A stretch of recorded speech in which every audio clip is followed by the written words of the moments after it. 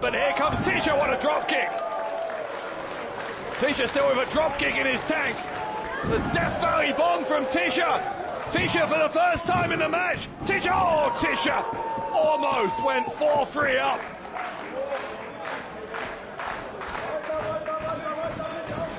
That could have been the very first time that Tisha had a real advantage. Obviously, he was technically 1-0 up after that championship belt shot earlier, but you can hardly call that an advantage given that Archer used it to gain himself a 2-1 lead.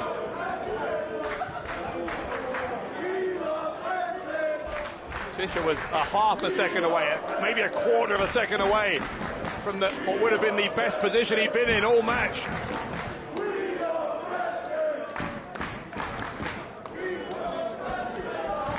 Archer has had to crawl to the ropes again because Tisha's trying to grab his leg. Archer doesn't want to wait around and find out what Tisha had planned for that left leg.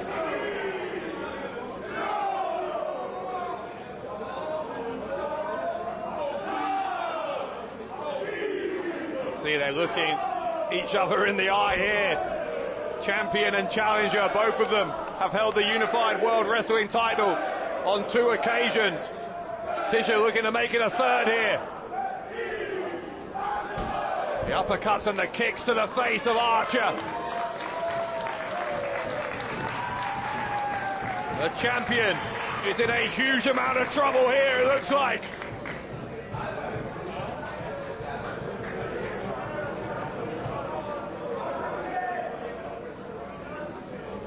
Tisha, though, needs to find enough energy in him to make the most of it. Snaps the fingers of Archer.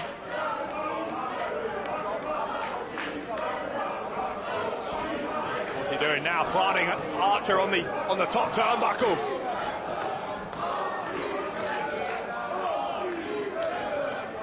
Talking to him before he slaps him in the face, but Tisha has worse plans for Tristan Archer than just a slap across the face.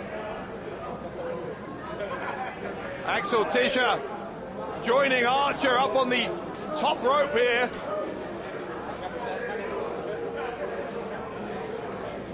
Tisha, I'm assuming he's looking for a superplex or something here, but Archer knows that he really cannot afford to fall prey to that, and he's been able to strike Tisha away.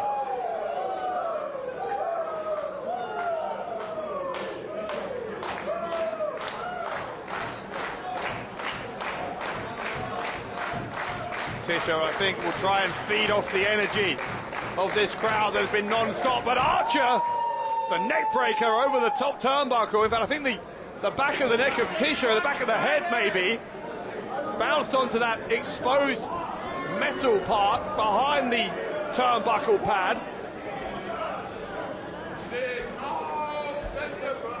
Now Archer's going to drag Tisha to the outside. Remember, count out just as much of a valid way of winning a fall in this situation as a pinfall or a submission. If either man gets counted out here, if they get disqualified for using a weapon out here in the crowd, then their opponent would go 4-3 up.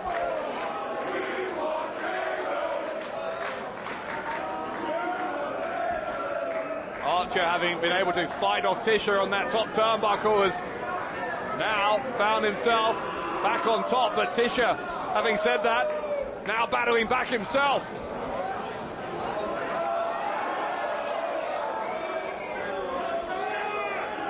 Tisha's going to sit Archer down on one of the chairs from the audience. 40 minutes so far, 40 minutes, 20 minutes to go. Tisha stopping for refreshments and then planting his boot, leaving an imprint right on the face of the Unified World Champion. But will Tristan Archer still be the champion in 20 minutes' time? Tisha went back in the ring. I thought he was going to try and maybe win that fall by count out, but I think he was just resetting the referee's count because he'd come straight back out.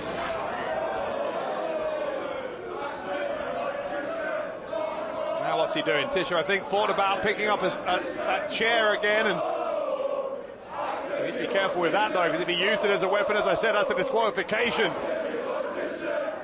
Twisted that right ankle sideways a moment ago, did Tisha.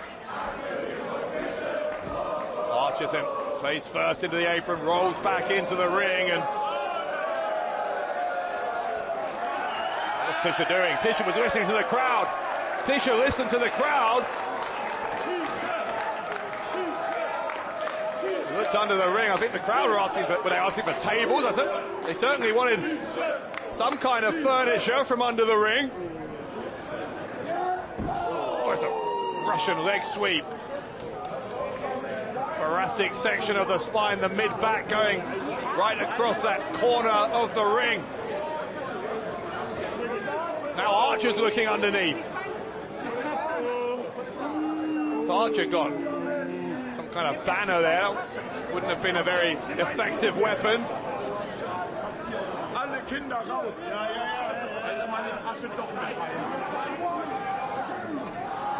Archer now going to wrap the arms of Tisha around that steel ring post. Broke it before the count of 5, though. He's having to be wary of a disqualification as well.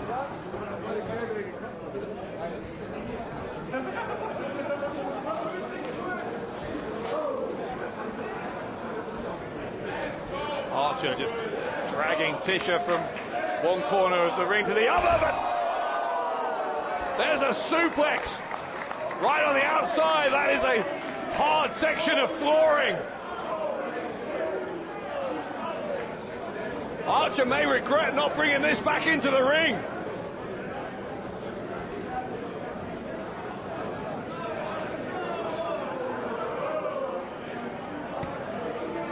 Referee Tassilo Young does not have a count on. He's trying to be as lenient as he can, at least while both men are on the outside, but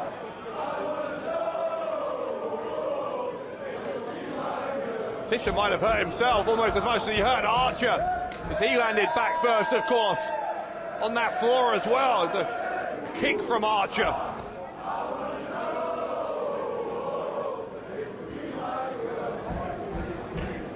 There's a party atmosphere here in Hamburg as WXW visiting for the first time since pre-pandemic. And what a main event these fans are witnessing. Tisha plants Archer on the side of the ring, rolls him back in.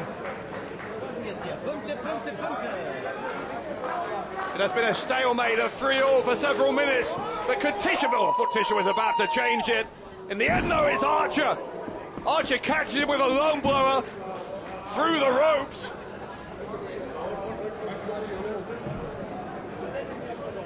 Tisha crumpling back to the outside. Archer is inside the ring. Champion pointing, gesticulating at Tisha. I don't know what he told him, but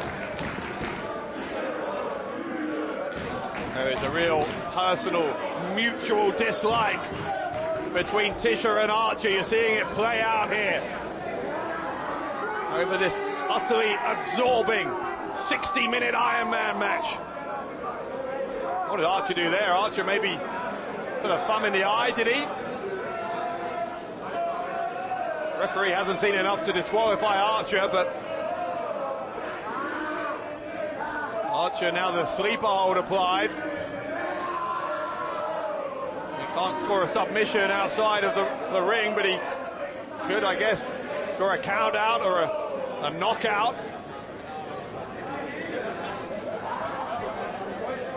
Archer's got it back in the ring, and now he could get a submission. 45, 15 minutes to go.